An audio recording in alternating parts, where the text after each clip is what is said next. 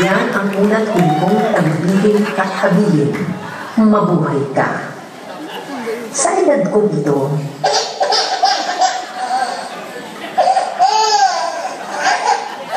marami akong maibibigay na payo. Mayaman ako sa payo. Maghugas ka ng kamay bago kumain. Maghugas ka ng kamay pagkatapos kumain. Pero huwag kang maghuhugas ng kamay para lamang makaiwas sa sisi. Huwag kang maghuhugas ng kamay kung may inaati na kaya mong tulungan. Paupuin mo sa bus ang matatanda at ang mga bingkalong na sanggol. Magpasalamat ka sa nagmamagandang loob. Matuto sa karanasan ng matatanda, pero huwag magpatali sa kaisipang makaluma. Huwag piliting matulog kung ayaw kang dalawin ng antok.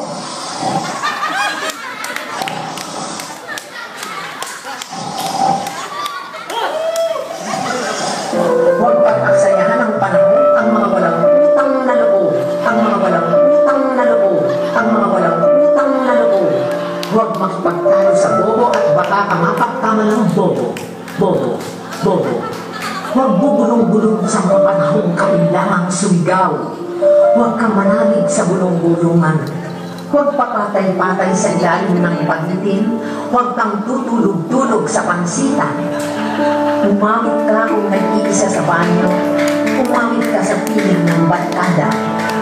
Umawit ka kung nalulungkot. Umawit ka kung masaya. Ingat lang, huwag kang aawit ng my way sa videoke bar at makakamabaril. Huwag kang magsindi ng sigarilyo sa gasolinahan. Dahan-dahan sa matatarik na landas, dahan-dahan sa malulubat na daan. Higit sa lahat, inuulit ko, mabuhay ka. Mabuhay ka, kaibigan. Mabuhay ka.